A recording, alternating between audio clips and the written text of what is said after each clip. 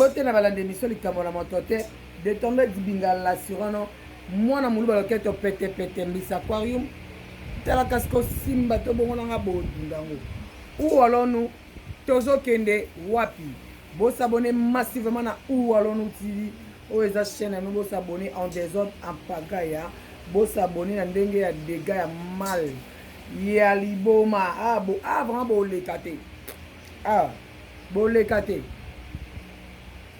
Nous banda émission na nga boyete sans remercier bayanga. Merci à toi Karine Mokonzi la baronne Mama Coca-Cola. Merci Naba chinois bas chinoise. C'est Mama Koutou qui parle, OK? Wesh. Merci na les abakou quoi les abakou tout.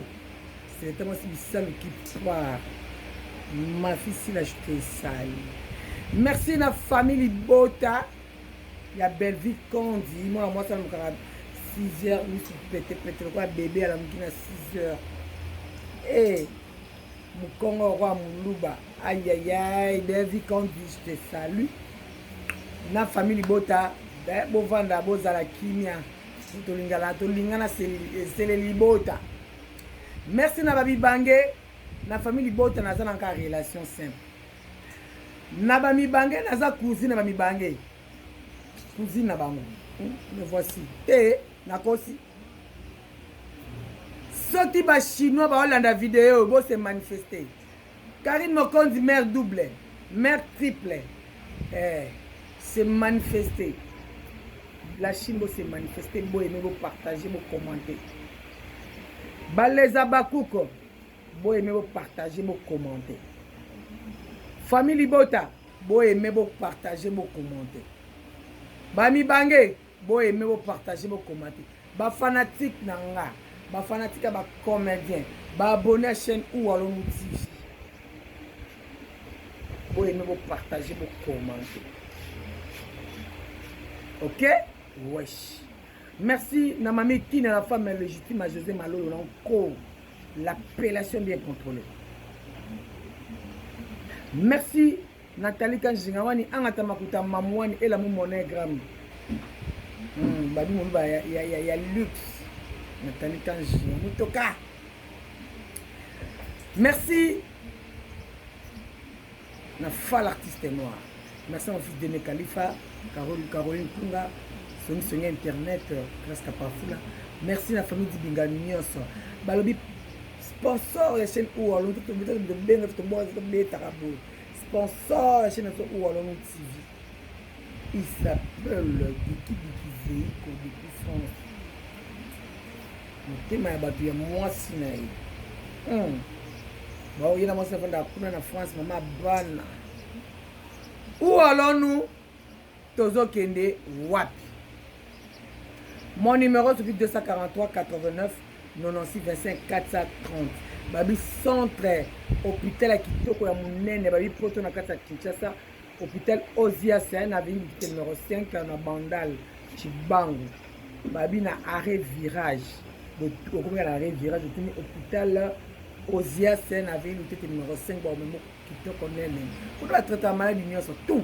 T'as un docteur, un infirmier, un ami qui va traiter. Il de santé, il compte Facebook, on a tendresse d'Ibinga. On a compte Facebook, tendresse d'Ibinga. Bon, on a compte Facebook partagé. Il y a un compte. Ah, bon, les catés. T'es Pierre Ndombas, mon frère. Ozayan Zambi. Ba campagne ba campagne ba sala ki pona ko déstabiliser yo et simbite kuina si ba pakatite et ba telenganite papa zala ferme na décision na yo posto ko le bon limbi saka vague mabo mokili baluka ba ke mambo amiral ba ke za sulu donc na justice meilleure façon ya ngona oui, ba misusu po banda na sila. Oh là là bimi donc à partir à lelo to ba kanga amiral. Ba prophétie dîner ba mama poto boke ba na ba prophétie. Bon monde comme li Pierrot ba kosi. Prophétie tout ne c'est ça professeur qu'on dit maté. Prophétie faut écouter la yomoko. Babi maudit à l'homme qui se confie à l'homme. La chair est faible. Bokoma, botimba. Na ukona na prophète ko prophétiser, na ko fingo mabe. Ola ba jeune bandeni. So ko moni prophétie pour na prier pour na ngana yeba te sala kuna yo moko na yo moko. So yeb ça pour na za quel pouvoir? C'est toi qui as le pouvoir au monde de la prophétie na yo. So ça pour ya merde nga sima banini. Na pesa offrande tout finayo. Tout finayo pour nga ko bongo na bonga. Mambo na nga pasi na zui. Allez na pesa offrande le coûter.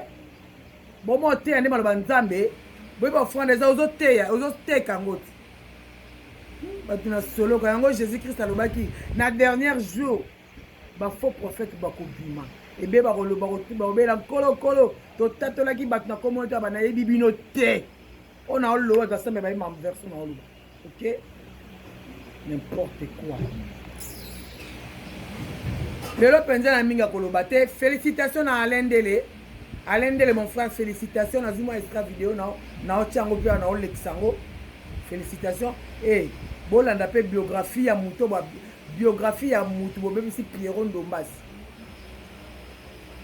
bobotola na biographie na ye après otala siko façon yo omusa réputation na ye sort na oyo ezali nini biso na bino tolanda biographie ya frère na biso Pierrot Ndombasi ton lulu na biso e kamata bizu. Alors, eza combo na ye. Bakebele ba ebieka na combo Pierrot, alors ba ebaraté vrai nom na ba botela ezala nani. Alors etali combo ya tonton Loulou, hein? Vrai nom na ezala Maxime Ndombasi. Hein? Pierrot ezaka ka combo na ya scène. Toye bananya pesa combo ya Pierrot mais vrai nom na eza Maxime Ndombasi.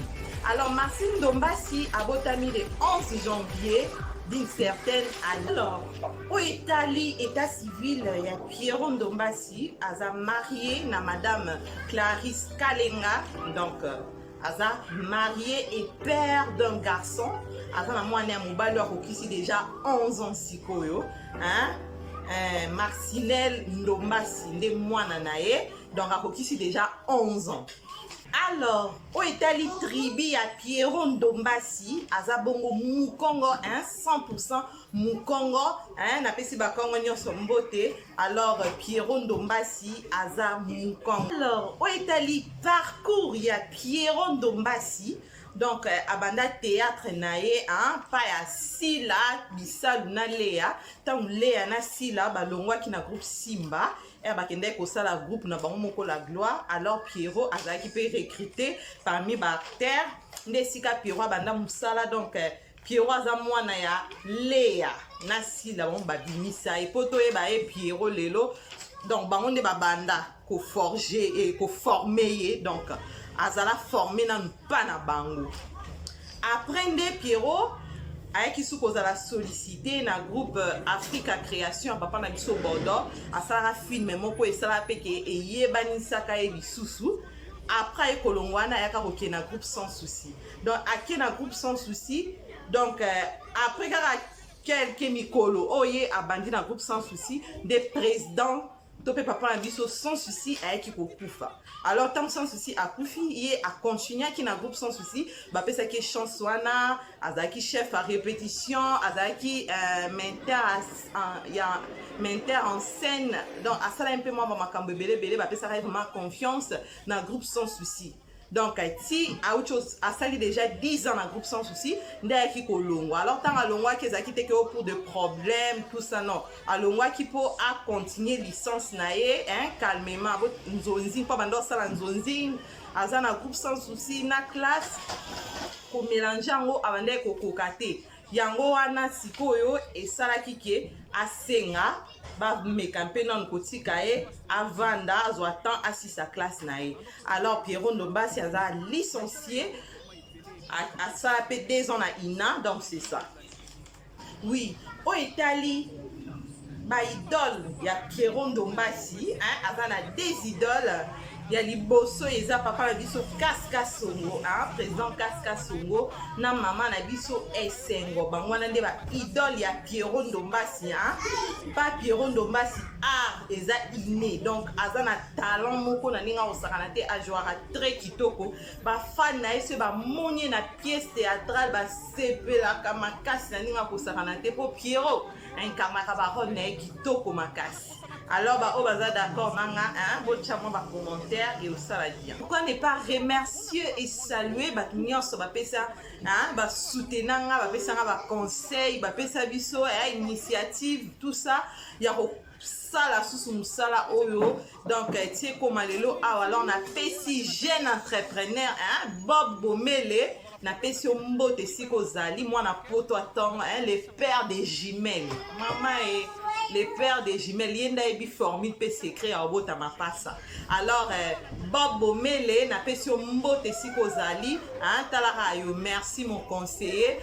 Alors na pesi ba bébé na ba jumelle na pesi mon ndoi giance la belle giance des gros bisous siko zali ba bébé ya poto. Alors on a pesi sous na li passa na ye bébé Julia, bébé Makelele, bébé ba Fossette. Il y a un témoin.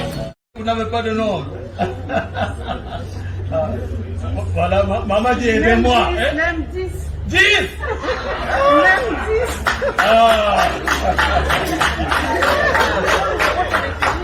Ah oui. Enfin, le Seigneur vous donnera même plus. Amen.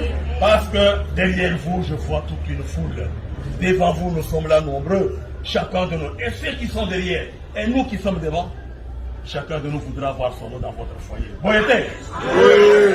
Parce que quand il y a le nom, il y a fête.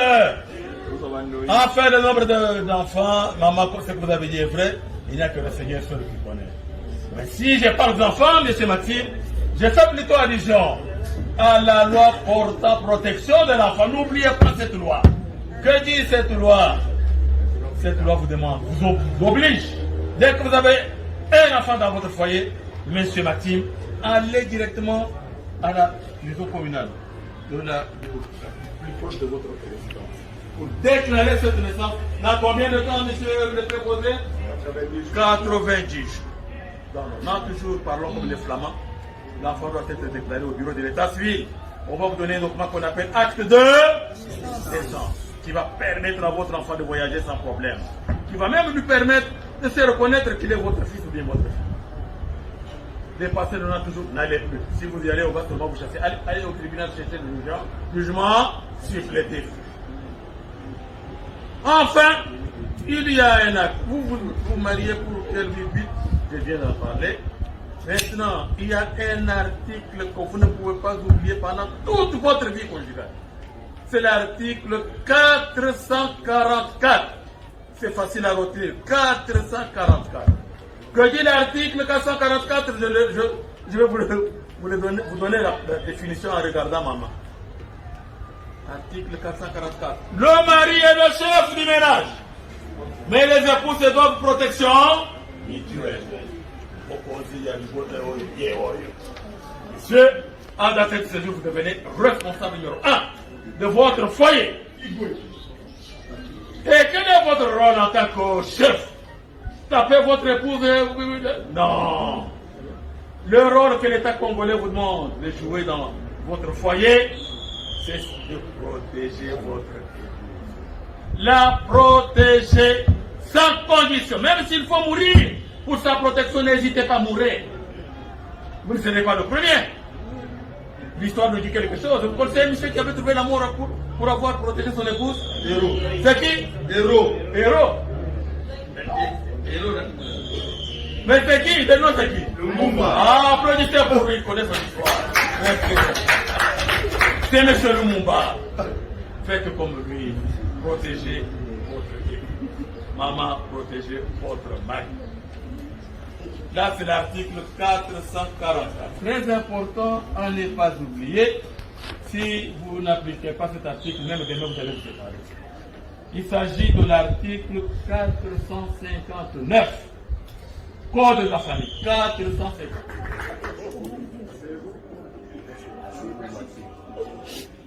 Et maintenant, nous invitons Mademoiselle Clarisse.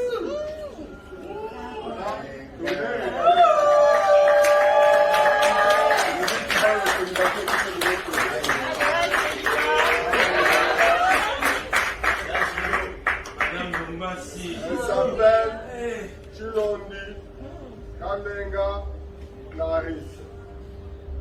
De nationalité congolaise. Profession modéliste.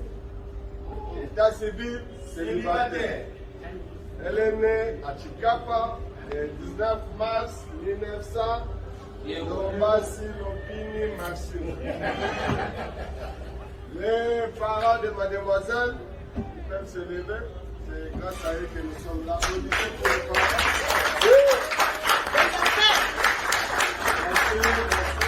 Asseyez-vous. Nous invitons sur les témoins. Monsieur Ousmane Omari et Madame Belinda Kipoussa. Applaudissez pour les témoins.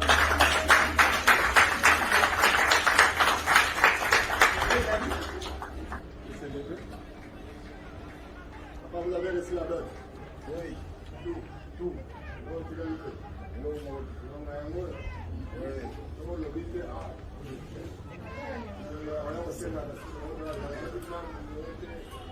Vous autorisez de sceller ce mariage? Oui, nous autorisons. Merci, applaudissez.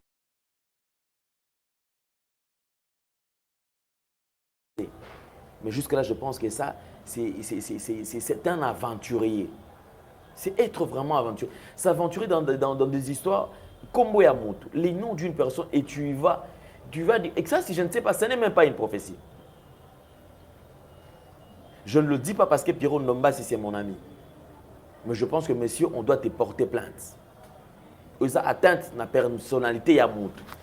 Et tu vas plus loin pour affirmer, dire que non, liba là-bas, les a formalité. Formalité par rapport à quoi? Yo solo là qui naïe avant que ça l'engagement n'ait que sa formalité. Est-ce que tu as pensé à la famille Yandeko? Tu as pensé à sa belle famille? Si réellement tu avais besoin de réparer, Kendeko a réparé, Namakamno Zolo Baana. Si vous avez besoin qu'il commissaire le message, est-ce que Pierrot, il est difficile à voir? Quelles sont les démarches Oyo Salaki pour Ekomati na place Pierrot Azali? Et cette prophétie, est-ce que c'était vraiment ça? C'est une manière là, de communiquer les choses. Yo mona on a la lacune à Marambozo, le Banis, Banini, tout ça. Je ne sais pas donc c'est pas propre à Makambo Aboye. Muta fungwa manasima. Puis que nan kele. Non kele. Le showbiz effectivement existe. Les gens qui ont emprunté cette voie-là existent. Les gens qui y pratiquent existent. Oui, on ne refuse pas. Mais je me pose la question, c'était quoi la motivation? Passer sur l'espace médiatique pour aller saluer quelqu'un jusqu'à ce point. On reçoit aussi des gens qui nous disent que non, voilà, X, elle est lesbienne. Y, effectivement, il est dans le pédéral. Tel pratique, tel truc. Nous, on reçoit des vidéos ici. Des fois, on se pose la question, on se dit, ces genres de vidéos, comment est-ce qu'on peut d'abord diffuser? On attaque, on parle, c'est vrai, on se limite là, on passe. Si quelqu'un doute, cette personne-là doute, on va montrer en fait. Mais comment est-ce que tu peux, je ne sais pas, un prophète, vous avez besoin d'Otala, je ne sais pas. Bandeko Otala Kabiso, communauté congolaise, s'il vous plaît. Si aujourd'hui, inversion de valeur est comme un niveau OESA parce que bino bandeko nanga, nalinga bino mingi, ba congolais ne to pesi accès na makambo oyo. On devait assainir des fois la cour. Bandeko belé ou bazo le kalikana, bazana kati baba il faut longola bango libela. Surtout avec des prophètes. Moi j'avais dit l'autre fois. Prophète Oleka A, pasteur Oleka A dans Nouvelle Tendance Télévision. Toyoki on a kati ya makambo boye, on t'expose. On t'expose. D'ailleurs, on a un commentaire, toi on a besoin bandeko. Muta sala ki aventure aibi mbongo ngani. Bocha ba komo na on a commentaire. Et fanda na on a comme ça, ba on ba baje que non, mambo ba salaka, ezo sepelisa ba touté. Dieu c'est un Dieu d'ordre. ndeko oyo bato babengi nga ebele na poto. Ndeko bongama, ndeko bongama, bongama so bakangi yo ekoteya yo okeno no makala ofandi kuna et puis yo tant va osema dommage intérêt yo tokotala yo ndenge osuka. Vous êtes là dans les réseaux sociaux, dans la chaîne, parce que tout ça, bon, je sais pas chaîne, moi, un peu tout le condamné bande qu'on a mis. C'est-à-dire tu te permets au bandit qu'au temps à combo. Parce que tout nos pénani, Pierrot, oui, Pierrot Ndombas, Pierrot. Vous insistez. Croyant que ça message, moi, qu'on s'en va zopé sangai qui des aboués, nous t'avons bien des Pierrot à Benganga. Un message mon Zambé azopé Singapour naïe, en tout cas le plus vite serait mieux. Abenga qu'il me contacte comme ça topé ça message naïe parce que n'ana lukié mais moi na zoyé exact. Mais prendre le courage, le luxe, il y a collé comme maman na télévision aux otanga na yo pe kombo ya moto ozoloba. Est-ce que tu as pensé à ses enfants? As-tu pensé à sa femme? Est-ce que tu as pensé à sa belle famille? Pourquoi immaturité à niveau oyo? Pourquoi immaturité à boye? Bandeko botala rabiso banda ko sanctionner biso s'il vous plaît. Mutu ya boye c'est-à-dire que so botali kaka. Bandeko oboza na boyebi makamba prophète oyo. Ya ona alba ki moni makamba suto lo ba awa. Il y a certaines choses que kozwa courage te kozwa risque te ole kelango na média oloba. Kozwa risque te na média oleka. Alors ngana singa na kaka. Bandeko obo contacta déjà prophète oyo amiral. Boyebi ke makambu na ye eza boye eza mabe. Bandeko bo contacter nga, j'ai besoin de preuves. Bo contacter nga. Bo contacter nga parce que to kosunga ye biloko ne yoso tout bimisa yango parce que ye mo mutasali bon. Bisote ne to tindi aleka. Quand tu manques la sagesse, il faut oyeba wango to loba ke non quelque chose lorsqu'ils encore privé tango eza pa na yo. Ceux qui prophétie na yo alokuta to monter. C'est quelque chose qui a eu tango bando bomba. Le colo leki déjà na TV. Donc bongama na ba retomber. Bongama so bakangisio bongama. Ce qui peut bato batomboki bongama pekaka. Bongama. En tout cas merci beaucoup. Je crois que ça nzambe belé ba réagir batomboki ba sepeli ata mukete. Mais ndeko na a besoin le numéro qui est affiché là c'est mon numéro. Botinde langa ba élément. Boutine langa ba dossier na ebot langa ba dossier comme ça ngai na zo lobidia na roya ba dossier na awa. Comme ça on va découvrir qui est amiral. Je crois Eza Kombo c'est ça son nom. Voilà. Tukoyi ba kombo na ye soki azanani auti wapi pe tatane ya molimo nani toki ne koluka église place ya utaki. Mangamba boisa bien te yango ba prophète ba panza ba foyer ba tout la ba enfant de la rue de Bakomi. Surtout une tira mikoka boyo nga bakanga ndoki nani akanga ndoki ote pasteur abisa bande konanga abisa maman na biso abisa papa na biso et bana lelo ba hotelinga bana nzela. Nous qui encadrons ces enfants toyoka pasi toyebi ce que ça fait, alors nous devons éviter. Je pense que ndeko écoutez yayo makambo oyo. Nous avons un évangéliste sur le plateau, évangéliste Michel Ekuchu qui n'est plus à présenter azali au déjà boyebi bolandakaye. Alors, Aza évangéliste de ministère, homme de Dieu, bonjour et bienvenue. Bonjour Papa Alain, bonjour na Zambénion sur Hollande, partout dans le monde entier. Vraiment, Kolo Eswa Pambola Bino, Nazala Lipamboli pour la Bino. Santé Boni. Oui, santé, ça va par la grâce de Dieu. Nzambazo Batela, vraiment restauration quota totalement. Moussa Nzambezo qui est Moussa Nzambezo évolue très bien. Tous les services que la semaine prochaine, 4 grandes journées. Pour parler sur la délivrance. Merci, Bomoni Binomoko, Botali biographie. Il y a Pierrot Ndombasi, Motema Batu, il y a Clarisse, Ndekonanga Muluba, et aïe aïe aïe, Moukaj, quand tu Jimmy, donc Pierrot Ndombasi doit avoir un beau frère, manga. Oh là là, la vie de pété, koto collègue, koto yo, beau frère. Eh, Nera, Wapenza. Yo là, je serai là au parquet. Na bisola c'est pour t'inquiète. Bon tu Hollanda pe ndeko alendele, il occupé prophète dans lobby. Où allons-nous? naozela bacommentaire na bino baprofete oyo apata kunia ya nzala oyo olali olamuki oza no quartier olali olamuki piaka oyo okosa kolo chaîne ke nonga na prophète balekisi yo okoba prophétiser mama lokuta boprophétisele mpe ngati bomona yanga te batufi na bino bamama poto bazwaka nde bino baesprit omona te biso prophète aloba boye mpe no yo wana mpe mipesi koreyama botika sambe ezala fidèle na église na yo somo na église te motema na yo jova yokaka prière ya moto te aza ensemble. Ok, merci na bachinois bachinoise, merci à toi Karine Mokonzi, ma mère triple, merci na bakuko si la bisalo, merci na famille Libota Belleville Konzi, merci na mibange ya Gabi Gabriel Bolembo et naza bango nyonso, merci na Natanika Géani angata bakuta et la monogramme, merci mamie qui est la femme légitime, José Malolo, l'appellation bien contrôlée dans le cours. Merci na fa l'artiste noir, merci na Dieu donné Khalifa, merci na Carole Kunga, merci na Vondi Dibinga, merci na famille Dibinga nyonso, merci sur internet.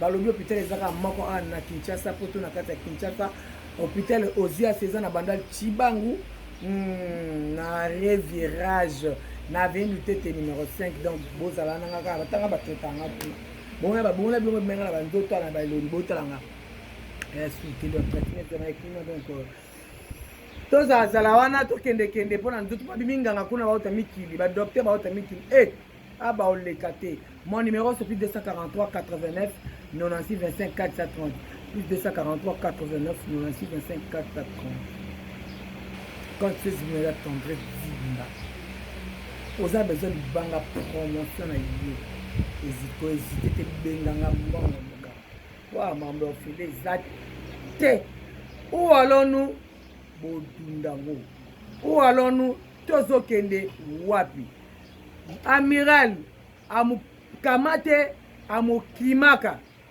amiral apakati tout la mwiza zaza toi faux prophète ou allons-nous moto